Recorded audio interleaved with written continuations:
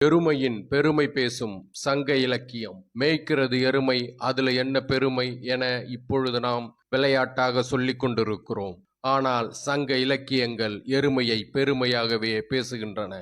தன்னோடு இணைந்து போரிட்ட படை வீரர்கள் அனைவரும் பின்வாங்கிய நிலையிலும் தன்னந்தனியாக எதிரியின் படையை எதிர்கொண்டு நெஞ்சுரத்தோடு போரிடும் ஒற்றை வீரனின் மாவீரத்தை எருமை மரம் என பெருமைப்படுத்துகிறது தமிழ். தன் கன்றுவை காப்பாற்ற சிங்க கூட்டத்தினை தனியாக எதிர்க்கும் குணம் கொண்டது எருமை. அதனாலேயே தனியே போரிடும் வீரனின் மாவீரத்தை எருமை மரம் என போற்றினார்கள் நம் முன்னோர்கள். சங்ககால புலவர்கள் அசைந்து அசைந்து நடக்கும் எருமையின் நடையை அணிநடை எருமை என புகழ் பாடியிருக்கிறார்கள். ஆனால் எருமையை யமனின் வாகனம் என ஆரியர்கள் கதை கட்டிய பிறகு எருமையின் பெருமையை மறந்துவிட்டோம் நாம்.